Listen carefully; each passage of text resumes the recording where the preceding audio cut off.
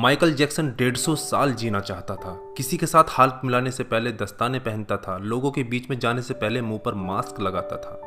उसकी देखरेख करने के लिए उसने अपने घर पर लगभग 12 डॉक्टर नियुक्त किए हुए थे, जो उसके सर के बाल से लेकर पांव के नाखून तक की जांच दिन प्रतिदिन किया करते थे। उसका खाना लेबोरेटरी में चेक होने के बाद उसे खिलाया जाता था। उसको व्यायाम कराने के लिए 15 लोगों को रखा हुआ था। माइकल जैक्सन अश्वेत था। उसने 1987 में प्लास्टिक सर्जरी करवाकर अपनी त्वचा को गोरा बनवा लिया था। अपने काले माँ बाप और काले दोस्तों को भी उसने छोड़ दिया।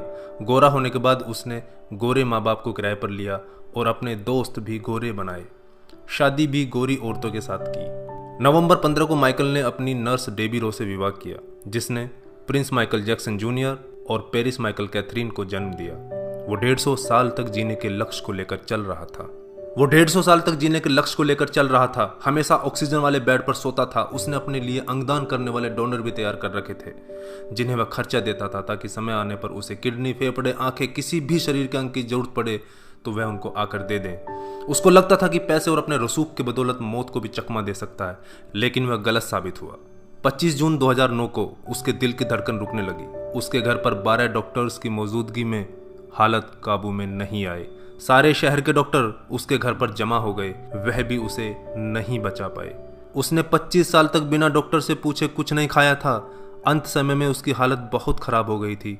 50 साल तक आते आते वह पतन के करीब पहुंच गया था और जून 25, 2009 को वह इस दुनिया से चला गया। जिसने अपने लिए 150 साल जीने के इंतजाम कर रखे थे, उसका इंतजाम धरा का धरा रह गया दोस्तों। जब उसकी बॉडी को पोस्टमार्टम हुआ तो डॉक्टर ने बताया कि उसका शरीर हड्डियों का ढांचा बन चुका था। उसका सिर गंजा था, उसकी पसलियां, कंधे, हड्डियां टूट चुके थे।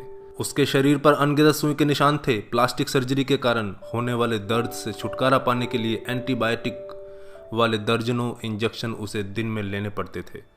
माइकल जैक्सन की अंतिम यात्रा को लगभग 2.5 अरब लोगों ने लाइव देखा था। यह अब तक की सबसे ज्यादा देखी जाने वाली लाइव ब्रॉडकास्ट है।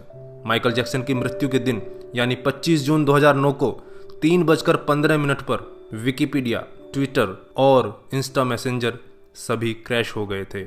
उसकी मौत की खबर का पता चलते ही गूगल पर 8 लाख लोगों ने माइकल जैक्सन को सर्च किया। ज़्यादा सर्च होने के कारण गूगल पर सबसे बड़ा ट्रैफिक जाम हुआ था और गूगल क्रैश हो गया था। 2.5 घंटे तक गूगल काम नहीं कर पाया था। मौत को चकमा देने की सोच रखने वाले हमेशा मौत से चकमा खा जाते हैं दोस्तों।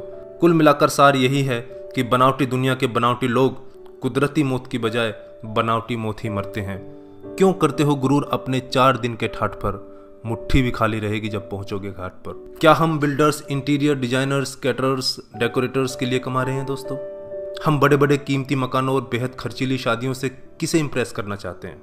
क्या आपको याद है कि 2 दिन पहले किसी की शादी में आपने क्या खाया था? जीवन के प्रारंभिक वर्षों में क्यों हम पशुओं की तरह काम करते रहते हैं और काम में जुटे रहते हैं? कितनी पीढ़ियों के खान पान और लालन पालन की व्यवस्था हम करना चाहते हैं? हम में से अधिकांश लोगों के 2 बच्चे हैं, बहुत का तो सिर्फ एक ही बच्चा है। हमारी जरूरत कितनी है और हम कितना पाना चाहते हैं, इसके बारे में जरा सोचिए। क्या हमारी अगली पीढ़ी कमाने में सक्षम नहीं है जो हम उनके लिए ज़्यादा से ज़्यादा सेविंग कर देना चाहते हैं? क्या हम सप्ताह में 1.5 दिन अपने मित्रों, अपने परिवार और अपने लिए स्पेयर नहीं कर सकते?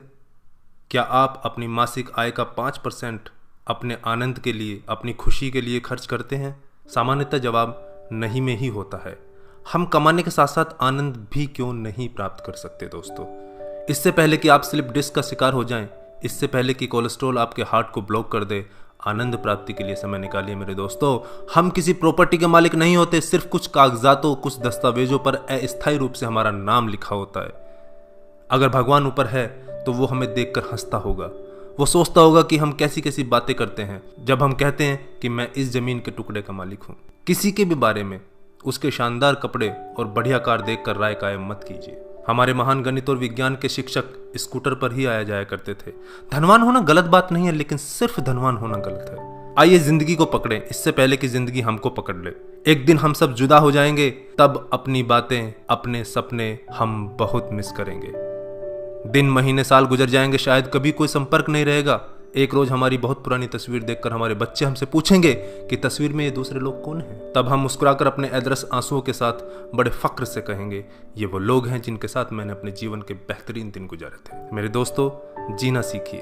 धन्यवाद। जय हिंद।